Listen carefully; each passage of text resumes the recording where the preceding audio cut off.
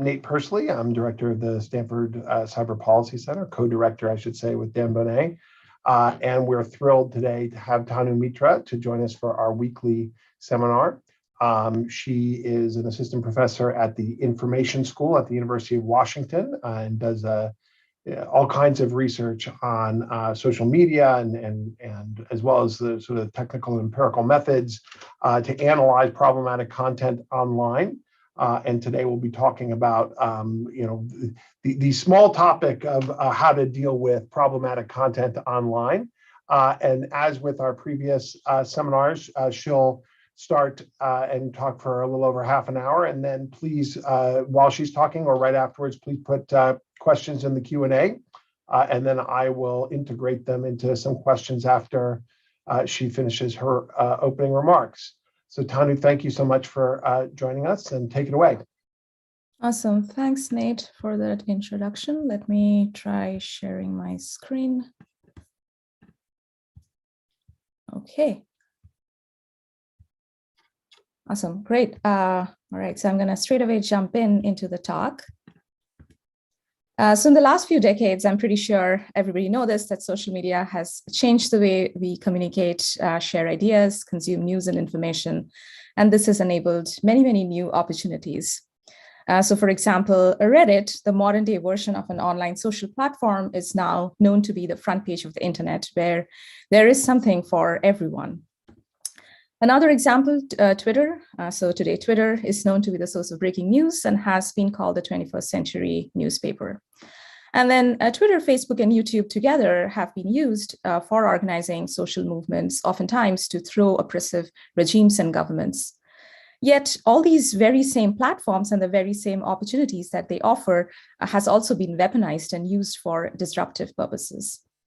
So for example, Facebook and Twitter, both known for helping organize democratic social movements, are also known for housing hate group movements.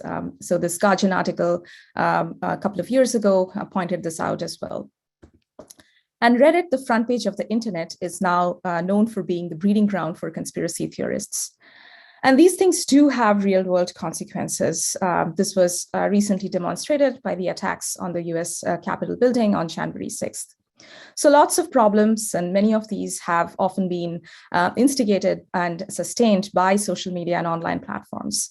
In the last few years, I'm sure many of you in the audience have heard of many of these terms characterizing this problematic space. So things like misinformation, disinformation, trolling, influence campaigns, astroturfing, and so on.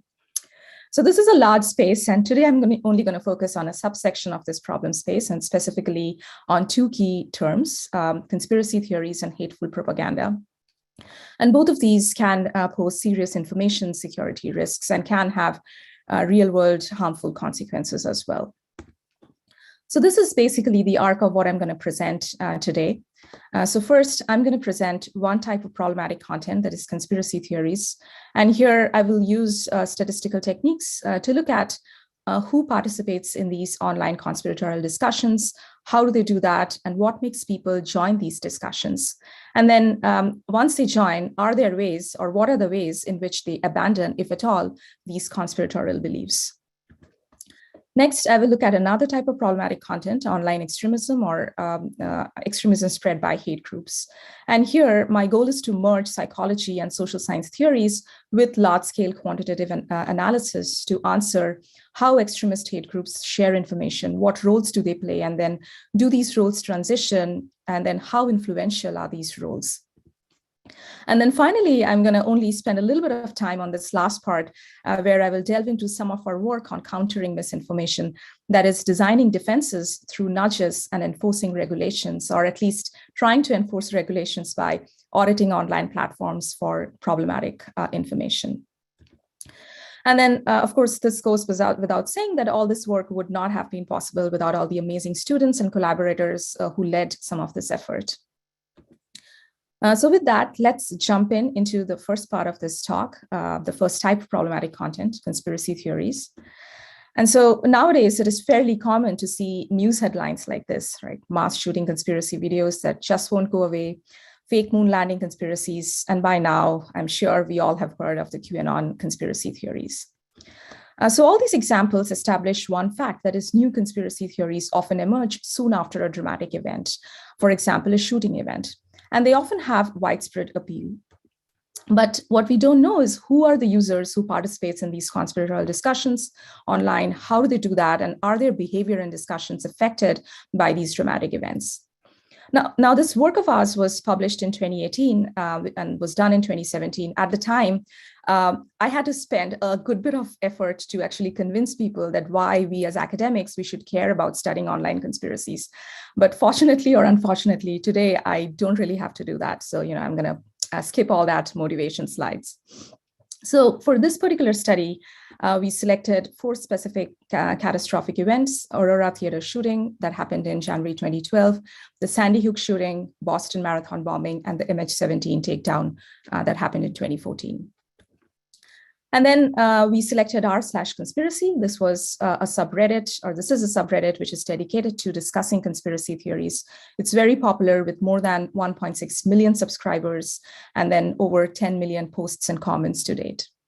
So the subreddit's description reads, the conspiracy subreddit is a thinking ground. We hope to challenge issues which have captured the public's imagination, from JFK and UFOs to 9/11. So just by reading the description, it should be clear to you that this is a community which is dedicated to having these conspiratorial discussions. So Reddit's data is also available through public data dump. That's what we used to obtain data for more than 200,000 active r/conspiracy users who had mentioned these 4 events in their submissions or comments within 1 month of the event's occurrence. And then we also obtained their entire Reddit timelines that accounted to about 10 years worth of data, about 10 million submissions, 500 million comments. And so our first question was, who are the users who participate in these event-specific conspiratorial discussions? And we hypothesized that there are 3 types of users based on when they joined Reddit and when they contributed to r/conspiracy. So first is our veterans user. So these are these long-term advocates who were part of Reddit and they were part of r/conspiracy even before these events happened. Second are the converts. So these are users who were present in Reddit before the event happened, but never really contributed to r/conspiracy. They did that only after the event happened. And then finally, our third group of users, these are joiners. And in my view, these are the most interesting group of users. These are the new adoptees. They were really never part of Reddit or never part of r/conspiracy. And then only after the event happened, they joined Reddit and then specifically joined r/conspiracy to talk about these events. So how much efforts do these cohorts put in, or how do their activities differ? And we find that joiners are in fact the most verbose and the least repetitive in their contributions, which also tells us that they put a lot of effort in crafting their contributions in these communities. But the real question is, do these dramatic events really have an effect on user behavior? That is there a causal relationship between event happening and how the users behave? So in order to answer that, we opted for a causal inference-based approach called the interrupted time series, or ITS approach. This is a causal inference approach which is widely used in epidemiology and community intervention research to measure the change in user behavior following an experimental intervention. And here, our intervention is the occurrence of this dramatic event. And in some sense, this is a natural experiment, and the intervention is happening naturally in the real world. So an ITS model uses linear regression to estimate 3 parameters: the slope before the intervention, the change in level at the time the intervention happened, and then at the change in slope after the intervention happened. So that's all the mathematics I will have in all my slides, spare that. And so the question was, what's the effect on engagement? Right. So we did find, using this ITS technique, that dramatic events do have an effect on the engagement of users in these communities. And overall engagement within r/conspiracy actually increased at the time of the event, and it kept that increasing trend even after when the event was over. And this was true both for engagement within r/conspiracy as well as in communities outside r/conspiracy. And so these were other conspiratorial communities like r/chemprints, talking about chemtrail conspiracy, Monsanto company, health conspiracy, and so on. We also were interested in looking at what are the other ways in which these events might be affecting user behavior. So for example, interaction quality of users. And so here we found that interaction quality actually got lower at the time when the event happened. And for some cohorts, it continued that sort of a lower trend.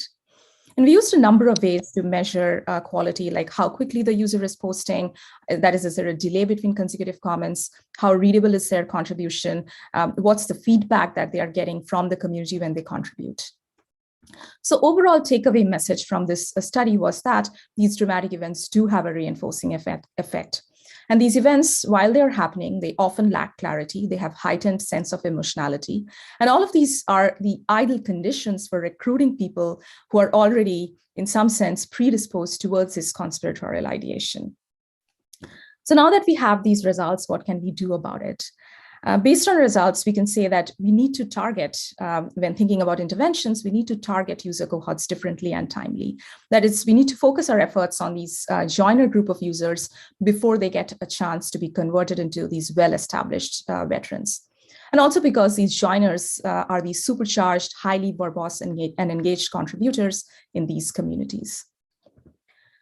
Now, what's so special about these joiners, right? So in other words, what makes people join conspiracy communities? So we were really intrigued about this question, and we studied this in a recent paper of ours that came out in CSCW last year. And here we were interested in looking at how people's social interactions facilitated by online platforms can really affect their conspiracy joining. So previously, theoretical researchers working in this space have identified several psychological reasons for conspiracy beliefs. So for example, conspiracy believers were thought to be predisposed to anger, anxiety, paranoia, or even the lack of relevant information that could debunk their conspiracy belief. So these models of irrational behaviors are really, really individual focused. That is, they stress on the pre-existing psychological conditions of the individual. And in some sense, they view the individual's behavior isolated from society. But social media doesn't work that way. It offers a completely different picture. When people go online, they actually might end up interacting with other people who have already these firmly grounded conspiracy beliefs. So the question is, how does these social interactions affect conspiracy joining behavior? And to understand that, we take help of Sunstein and Wormhouly's framework for social factors in conspiracy joining. So for example, we looked at the availability of a conspiracist in the user's network. We calculate how often and how much do users communicate with currently existing conspiracists in these Reddit networks. Also, users who have conspiracy beliefs, they often get ostracized and downvoted from other communities. So we also measure the amount of moderation and downvotes these users experience before they join conspiracy communities. And then we had a whole slew of other social factors that we measured, such as informational pressure, reputational pressure, emotional cascades, group identity in the user's interaction with conspiracists. So for example, to measure how conspiracists' reputation affects the users joining, we calculate the average karma and Reddit tenure of current conspiracy users that these users interacted with. Now, the main question is, are social factors really important in conspiracy joining, right? And how can we prove that empirically? So to understand that, we first identified future conspiracists, that is Reddit users who would go on to engage in these conspiratorial communities. And then we also needed to identify a group of control users who would have similar activities and interests as these conspiracy groups users, but would never engage in these conspiracy communities, right? So we had a treatment group who became conspiracy users and a control group who were similar, but in terms of their activity and interest, but they never joined these communities. And a statistical matching approach then allowed us to make near causal claims about the effect of social factors and conspiracy joining. Right, and so that's what we did, and we found the relative importance of individual and social factors on conspiracy joining. And we found that social factors are indeed much more important towards someone's proclivity to join these communities. And at least one feature from each of these social feature group was statistically significant. So our results also allow us to understand social processes in conspiracy communities. So here is one quick example from the data that we had. So this user, Vax Cynic, is a future conspiracist in our data set. So Vaccinic joined Reddit in February 2013. They started getting heavy downvotes from communities like World News, World Politics for expressing unpopular opinion. And you see one such unpopular opinion in this slide here. Then Vaccinic, after that, joined r/conspiracy in 2015. And then they subsequently joined RCST, which is another conspiracy discussion community. Now, there, they started getting positive feedback on their posts and comments right from the very start. So a very different experience from what they had before. Now, Vaccinic became a prolific member of conspiracy discussion communities. And then when COVID started in 2020, they started posting all COVID-related misinformation about how masks are ineffective and what are the alternate cures for COVID. So much so that Vaccinic also ended up becoming a moderator of r/conspiracy, r/CST, and fringe theory, all different types of conspiratorial communities in Reddit. So this is one of the many examples showing how ostracizing from other communities might actually drive Reddit users into conspiracy discussion communities where they find home for their unpopular thoughts and opinions. So in this work, we actually provided quantitative evidence that social factors are indeed important towards conspiracy joining. And we answered this question of what makes people join these communities. And specifically what we found was their availability of other conspiracy theorizing users in their network, frequency of their interaction with such users, or quote unquote, these interactions with these veteran conspiracy users, and also heavy moderation from non-conspiracy communities were all influential in driving these joiners into these communities. As a byproduct of this work, we have also produced a conspiracy scale that quantifies conspiracy and science leading of more than 11,000 subreddit communities. And our hope is that this potentially could be useful for additional research in this space. Now, we know, at least to some extent, what makes people join these communities. Obviously, the next question is, do people at all leave these communities? Right? So do they ever abandon their beliefs, and under what circumstances do they do that? So this work of ours came out this year, so pretty new. And so before I talk about this, I do want to mention the theories that really motivated this work. The theory that guided our work was Festinger's theory of cognitive dissonance. So Festinger and his colleagues did this really clever participant observation study of UFO religion, where the cult leader had prophesied that the world was going to end on December 21st, 1954.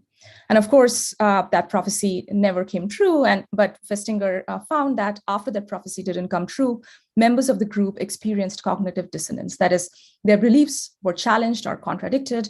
And this led people to change their behaviors, so much so that some members actually left the cult group. Now, fast forward from 1954 to today's world, Festinger's cult group behavior from the 1950s do have similarities to modern day conspiracy theories, especially the prophecies made by Q, the leader of QAnon. So Q is this mysterious prophetic leader who posts many conspiracy theories on online image boards such as 4chan and 8chan. And then Anons are the followers who follow Q and believe these theories. And together they make this cult group QAnon. And these QAnon conspiracy theories have fueled real-world violent incidents, including the riots of the US Capitol. So the most recent example of QAnon's false prophecy was this one. So hundreds of QAnon followers from across the country gathered in Dallas earlier this month in November to witness what they believed would be the reappearance of assassinated President John F. Kennedy. And of course, that never really happened, and some followers expressed their frustration about this. Now, thinking back to Festinger's observation of the UFO religion, it is possible that such failures of prophecies and such inconsistencies in conspiracy theories could induce cognitive dissonance and even motivate these QAnon followers to leave QAnon discussions online. So this is what we aimed to find out in this study of ours. And our goal here was to identify the self-disclosures of online conspiracy, of dissonance by online conspiracy believers, and then test whether such disclosures actually result in users leaving or being less engaged in the conspiracy discussion communities. In order to do this, we started by characterizing QAnon worldview by understanding, their collective imaginaries or belief of the QAnon community. And so we started with these posts made by Q on image boards, 4chan and 8chan.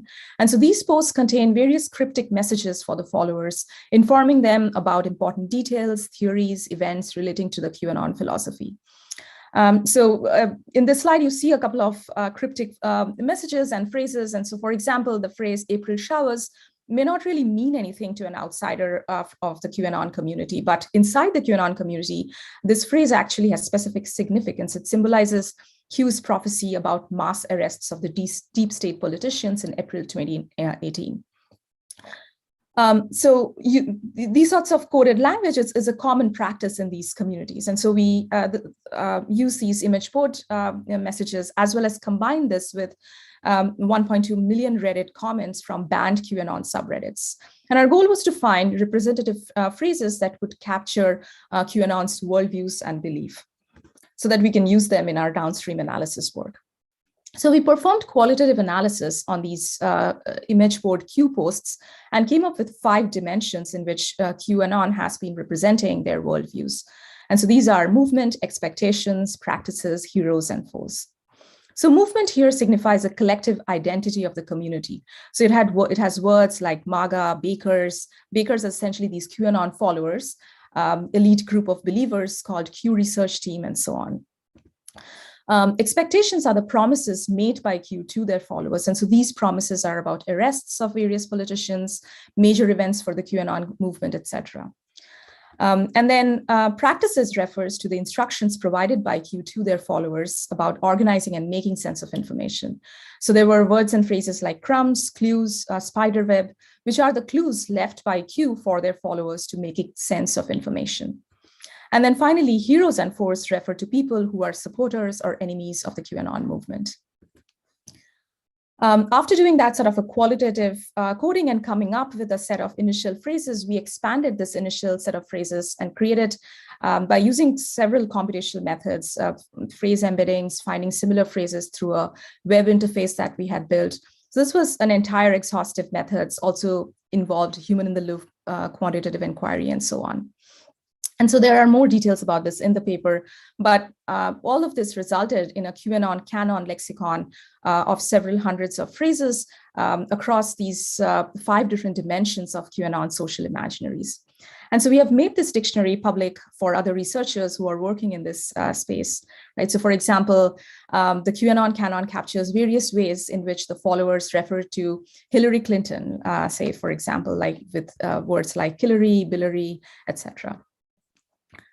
And so after characterizing these QAnon worldviews across these 5 dimensions, our key goal was to find or build a dissonance classifier to determine which expressions can be classified as dissonance or belief. And so for this, we used a human-in-the-loop active learning method, again, some more sophisticated computational technique to first label the ground truth data for the classifier, but then we designed this interface that prompted the annotators with a comment to label as belief in QAnon, dissonance in QAnon, or simply neutral. And after these annotators labeled a batch of 10 comments, the classifier tries to classify the comments in the entire data set and extract comments that were classified with the least uncertain, with the most uncertainty. And so these comments were then returned again to the annotators to be labeled so that it can increase the accuracy. So all of that resulted in an active learning loop. And then finally, our final classifier is an ensemble model with a balanced accuracy of 79%. And so what did we find after kind of detecting these self-disclosure expressions quantitatively from the data? So we found things like some users were disappointed because of failed prophecies saying that nothing that Q has promised ever happens, or other users express their lack of trust in the QAnon heroes like Donald Trump, and others also question the effectiveness of the movement itself. Now, Festinger's study showed that after experiencing dissonance, some members of the UFO religion left the group. So is this really the case with modern day conspiracy groups? Are expressions of dissonance followed by reduced engagement in QAnon discussions? So in order to answer that, we performed these interrupted time series analysis on users' engagement in the QAnon communities. And that is specifically, we observed the engagement before these groups of users did these dissonance disclosure, then at the time or during dissonance disclosure, and then after expressing dissonance. And then we find that engagement inside QAnon significantly reduced after users expressed dissonance. And this was the case even when their overall engagement on Reddit outside QAnon stayed the same.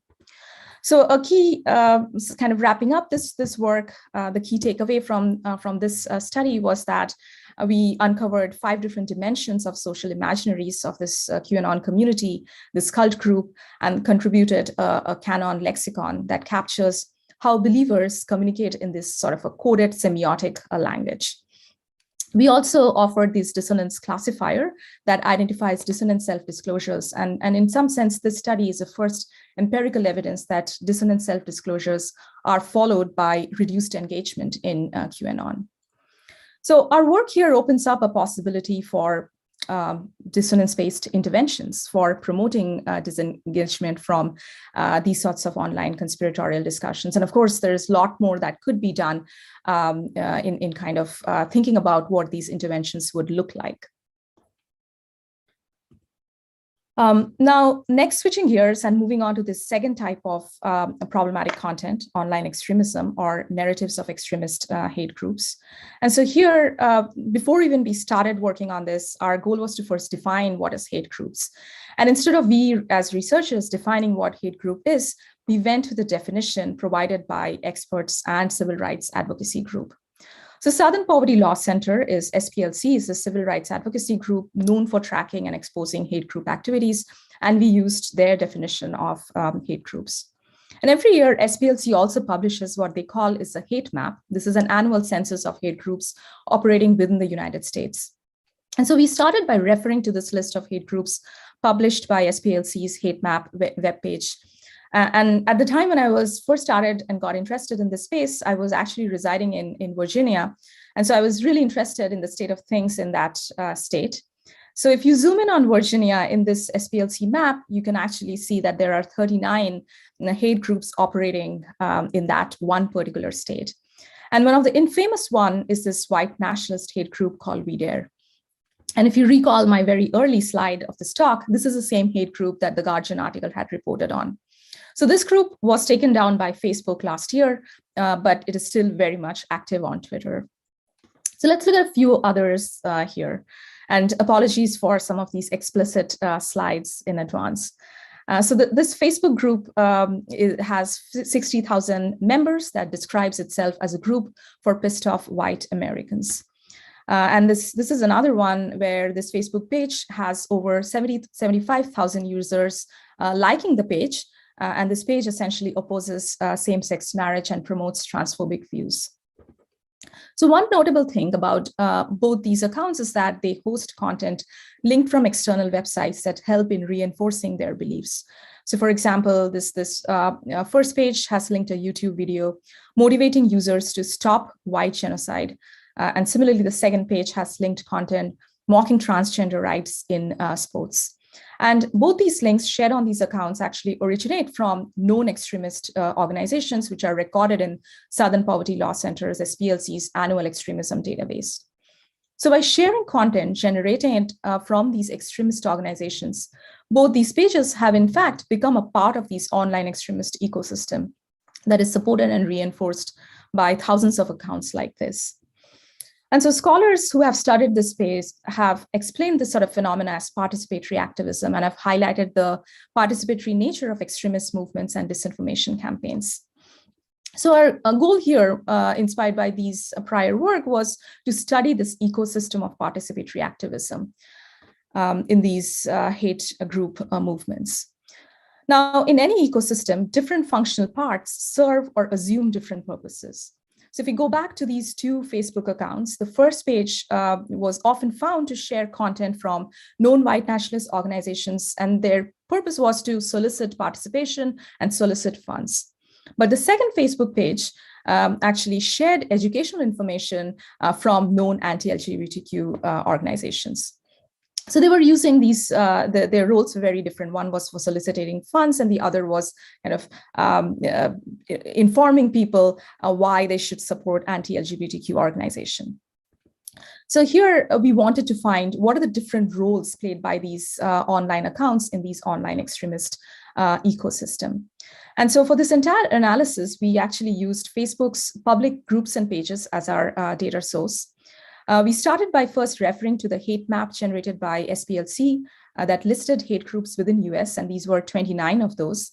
From there, we identified these, their explicit 289 websites belonging to these hate groups.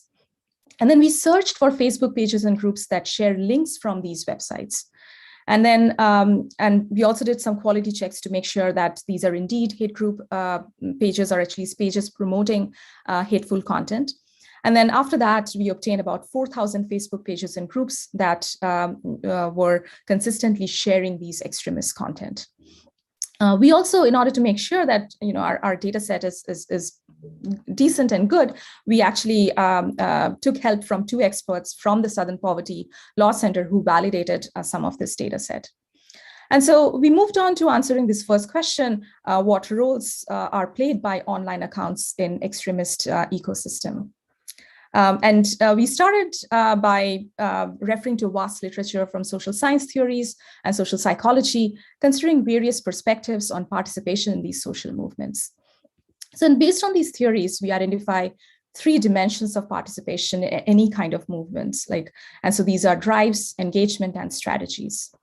And so I'm going to skip a couple of slides here. Essentially, we had several computational methods to figure out what are the representation of drives, engagement, and strategies.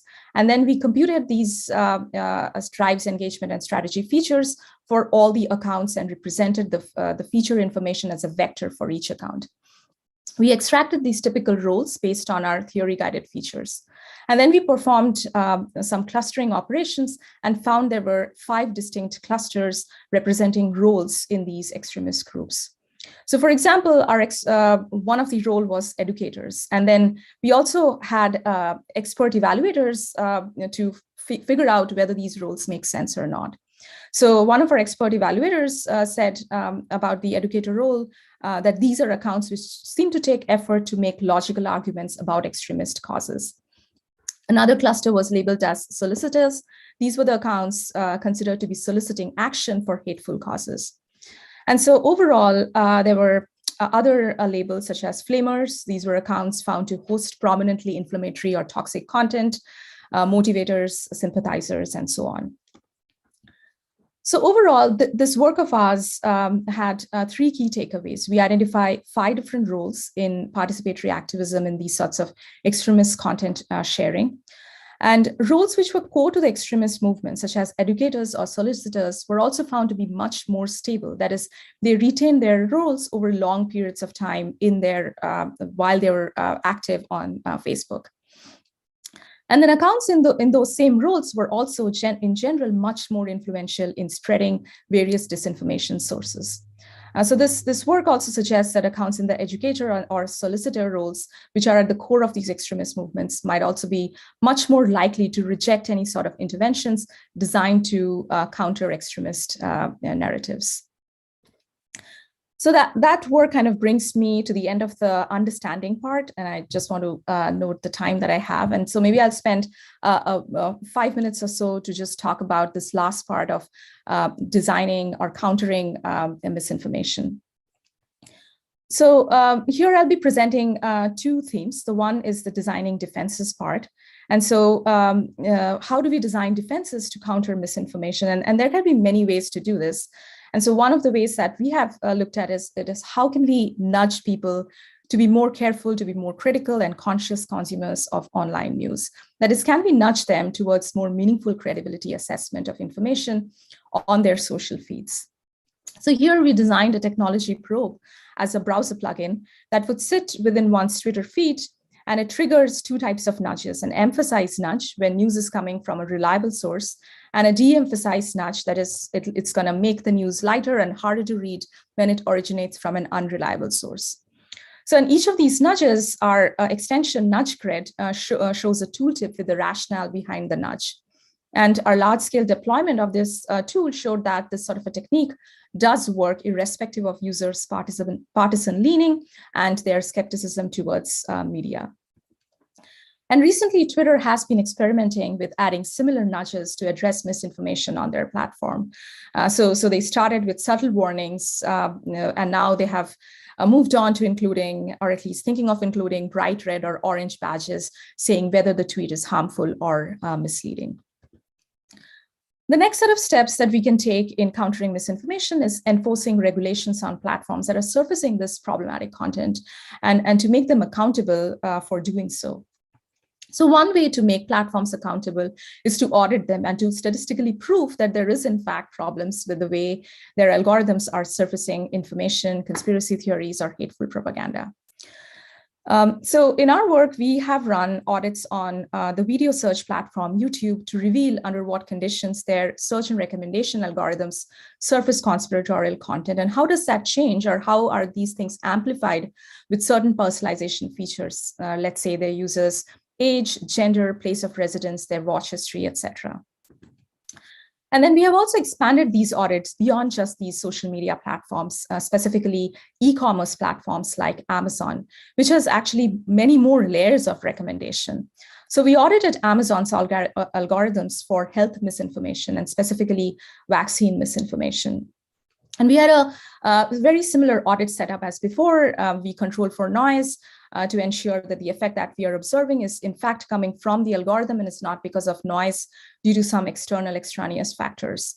And this whole setup was itself an engineering feat. And so we audited for various user actions. That is, what happens when someone is searching for top promoting or top debunking product. What happens when the user is searching plus clicking, or then let's say they are searching, clicking, and adding the product to the cart. That is, they are showing their intention to buy, let's say, an anti-vaccine book. So I'm going to show you one quick result here. Let's say the user starts with searching for vaccine, clicks on an anti-vaccine book. Next, algorithm serves the user 3 other anti-vaccine books in the product recommendation page. Now, once the user adds the book to the cart, that is, they show their intention to buy, the pre-purchase as well as the homepage recommendations also radically changes with many more anti-vaccine book recommendations. So this tells us that once a user starts engaging with a misinformative product on this platform, they will in fact be presented with more of these misinformative stuff at every point of their Amazon navigation route and at multiple places. This was also not just one-off case study. We found more than 10% of Amazon products for search terms like vaccine, immunization, and autism resulted in misinformative results. And our audit study actually ran over several days and collected many thousands of recommendations and search results. So this work of ours was widely covered by several news channels, and also recently Congressman Adam Schiff and Senator Elizabeth Warren cited this research of ours in their letter to Amazon about misinformation. Right? So this kind of shows how this work can be useful in the policy direction. But the real question is, has this really made any difference, right? So how does Amazon looks today? So Amazon, as of last week, this is how their homepage looked like when you're searching for vaccine. So many of these books still contain vaccine misinformation. As you can clearly tell from some of the names, if you can read in this slide, so some of the name of these books are Vaccines, the Biggest Fraud in History, Vaccine Epidemic. So these are clear indicators that these sorts of anti-vaccine books still reside on these platforms. So that's the end of it. And so I think we still have a really long way to go in terms of even thinking about how to enforce regulations and reducing these problematic content on these platforms. So that's it. This is my last summary slide. If this was too long and people got lost, at least this last summary slide summarizes all the questions and topics that I talked about. Thank you, and I'm happy to take any questions that you have for me. Great, thank you so much. And I apologize, I was responsible for that loud sound in the middle of your presentation because somehow my Zoom crashed. So I've been simultaneously on my phone and on this listening in. So there's a lot to think about here, and I want to talk about some of the interventions. But let me just start with the kind of meta question that's come up in the Q&A as well, which is sort of about the ideological. I don't want to say of what you're finding here, and so to some extent, how much of what you are describing is a network of conservative groups that which you might describe as fringe and extremist, and obviously the Southern Poverty Law Center designations, but some like the anti-right to marriage, the anti-marriage equality group that you talk about. I mean, they're not that far off from what is political discourse on. When I say mainstream, which has been incorporated. So particularly in a world where Donald Trump was president, right, and where you have elites who are fostering some of the same messages you're talking about, how do we think about these? How do we designate a group as a conspiracy group as compared to being, part of what is now almost accepted political discourse?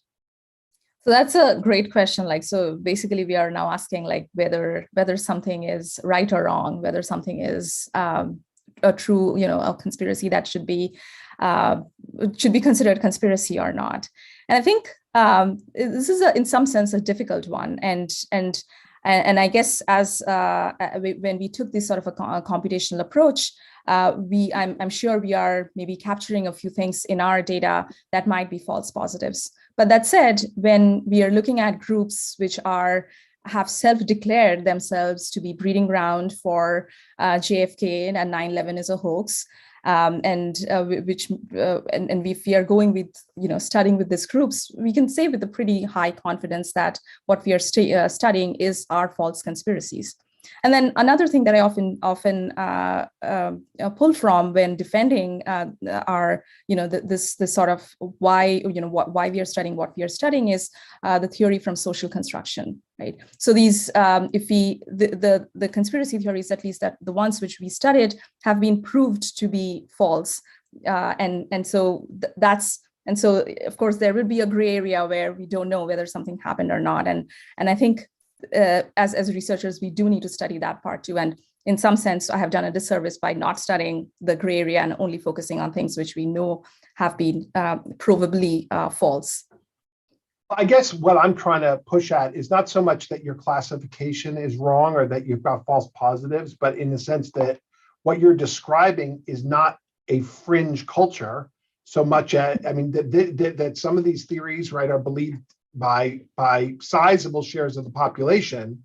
And so is this a story about, when we think of like neo-Nazi groups, or we think about maybe QAnon, we've got a view about what all those groups probably are, but then but a lot of what you're describing, I think, is pretty, I don't know,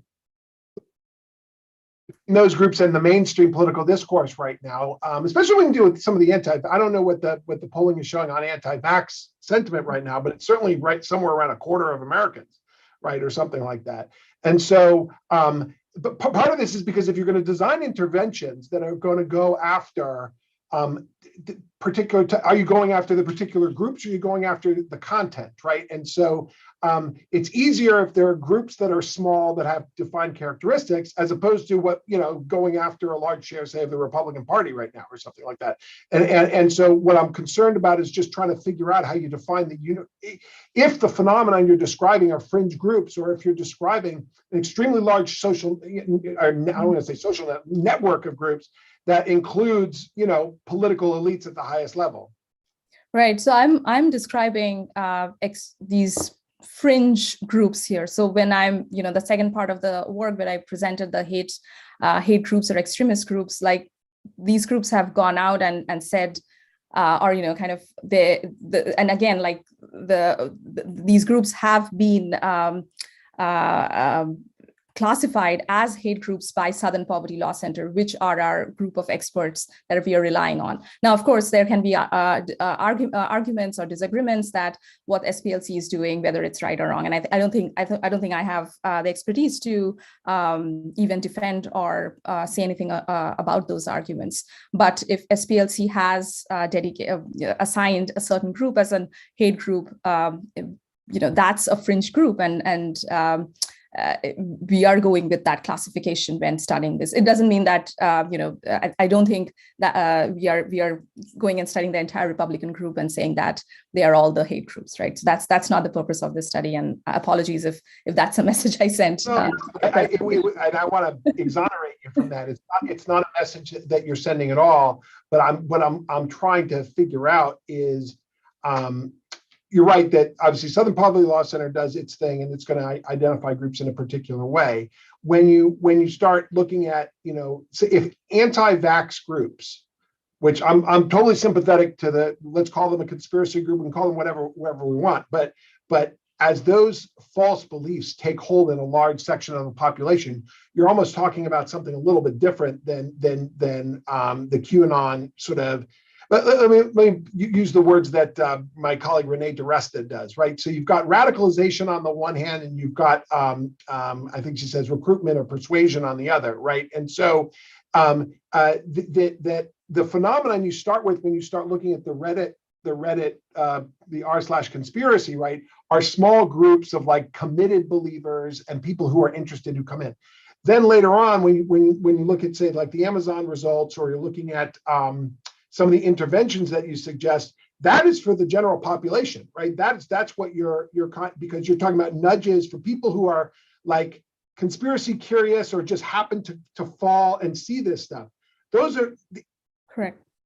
Problem is, right, as to whether it's kind of cesspools of committed partisans and people who are driven to it, or if it's kind of people who aren't thinking about this stuff who get recruited into these communities. There's a whole different set of interventions you're going to do for those different communities. And so I just want to get a sense, what are you most worried about? Which is the pathway that you think is the one that needs the greatest intervention? Yeah, I think designing interventions in general for these sorts of content, especially for conspiracy, is super difficult. So here's one example why. If you design an intervention for conspiracists where you say what you believe is wrong, it's actually completely going to backfire, because that's how conspiracists work. It's they have this self-sealing quality. If you design an intervention saying that this is coming from the government, they don't believe the government, so they are not going to completely that intervention is completely going to backfire. So I think where interventions might work are for the regular people who might not be, have some hesitation about vaccines or have some hesitations about certain content. And so at least letting them know or nudging them towards gently nudging them towards the right direction, or preventing them from going down the rabbit hole of algorithmically generated false content might be ways to preventing the users joining these communities in the future. Now, folks who have already joined and are veteran users, getting them out of those communities, I think that's a really hard thing to do. And I don't think so far any researchers or I don't know what the platforms are doing, but I haven't seen much work in even thinking about how to get these veteran hardcore conspiracist believers out of these communities. Well, part of the suggestion here, I think, is that they should just take them down, right? So that those groups should be closed. And we know that Facebook has done that, with all kinds of groups. It's interesting that Facebook has rules against hate groups, right? Having pages, right? But as you know, you've got Southern Poverty Law Center categorizations that then lead to Facebook pages, right? So there's some gap there between the way Southern Poverty Law Center is defining hate and the way that Facebook is, because otherwise Facebook would take them down if they were like avowedly, violating the hate rules that Facebook has. Right. And so I think, that part of the story here is that I'm not trying to put words into your mouth, but when it comes to the conspiracy groups, nothing short of disrupting them completely is probably going to make a difference, because these are committed parties. It's not about nudging with those. It's about making sure that their networks are unable to recruit people, right? Yeah, go on. And the other problem is if you completely take them down from Facebook or Twitter, they're going to go to Telegram and Gab, where now there is no way, at least in Telegram, there would not these encrypted messaging platform where there is now no way to even track them. So again, like, yeah, we all talk about deplatforming, but deplatforming also has its own negative consequences. At least if they are on the platform, we know what's happening. Not that it's, that's what we should do, but at least we know that, okay, these are the groups that are operating and they might be affecting, regular users. And so how we can prevent regular users from being affected by these groups. But once we deplatform, now they move on to encrypted platforms, and now then there's no way to track them. Great. There's a lot of questions that have just popped up in the chat. Let me try and knock out a few of them. There's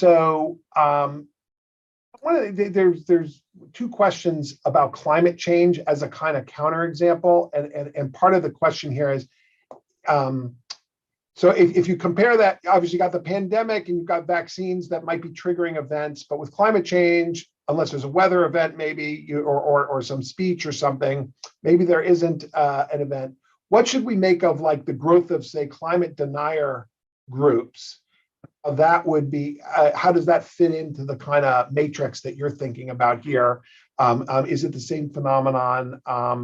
Does it follow the same sort of pathways you're talking about where events are triggering recruitment? I wish I had more empirical data and study to back this, like my own studies. I actually haven't done much work at all, any work in looking at the climate deniers specifically. But I think I'm browsing these questions, and it seems like, yes, so these, I think in partly these topics have become more polarized because of the political connotations around both climate change and the vaccine topic. But, how the climate change deniers are operating with respect to their online presence, are they similar to vaccine deniers? I don't have an answer to that because I've not studied them. Crawford asked this question, whether how should we think about moderated versus unmoderated discussion groups as fertile grounds for these conspiracies to take root? I suppose that, the r/conspiracy must be moderated, right? Sort of, right? It's a Reddit, so someone's doing it there, right? Yeah, exactly. Yeah, so they have their own rules, like what would be allowed in r/conspiracy, r/CST, and they have all the the moderation rules, and so there are moderators who are heavily dedicated to keeping conspiracy theories on the community. And I think one of the qualitative examples that I showed towards the end is a user whose views would completely be thrown out of the community if they are posting it in anywhere other than r/conspiracy. But when they go into r/conspiracy, it was adopted so much so that the person becomes ultimately ends up becoming a moderator of that community, and kind of pulls the reins, and now is driving how the community is going to move forward, right? So that's how these the moderated conspiracy communities are actually working. And this question also makes me think, and I don't have a good answer, like how unmoderated communities are actually, especially conspiracy communities which are unmoderated, working. So maybe I wonder what those communities would be, maybe the 4chan and the 8chan groups. And it might be interesting to even compare how these moderated versus unmoderated groups work together, right? Or even separately. And I haven't looked at that, but that reminds me, that would be a really next question to even explore. So some ask about, say, there's a question about the English-speaking world versus non-English-speaking world. You're looking, this is all English that you're looking at, right? Mm-hmm. Is there any reason to think that whether it's Western social media or English-speaking social media is any different than parts of the world? Yeah, I'm glad this question was asked. We are just starting some new work in looking at extremism in the Indian subcontinent. more so because I come from that country, and the way the political sphere has changed over the past few years is really astounding. I mean, at least in the US, there is this acknowledgement what's hate speech, and how it should be moderated in these, or it should or should not be moderated, right? But I think now in the Indian context, the mainstream view has there been anti-Muslim or anti-certain religious groups. And so we have just started looking at some Facebook groups which are pretty prominent when it comes to promoting those sorts of ideologies in the Indian continent. And then another big player, or big social online player there, is WhatsApp, which is a really difficult platform to study with the encryptions in place. And there in the Indian world, people don't use Twitter as much as they use WhatsApp, or some folks also use Facebook, but WhatsApp is the main mode of communication. So I think that sort of cross-platform study and studying different types of online platforms which are prominent in non-Western regions is really important. And also for something like WhatsApp, it's not clear to me your interventions are going to do anything, right? Exactly. I mean, with the nudges, I mean, it's going to be, I mean, you could think of some creative stuff, and obviously they put in friction and all that. Well, this was great. I think you've given us a lot to think about going forward. My hope is that what will happen is that we'll be able to do a lot, particularly the cross-platform research, that would be really important to do, to figure out whether what you're seeing on Reddit, transfer. And actually, that's what maybe that's one final question I could ask you is the role of Reddit as a conspiracy sort of generator.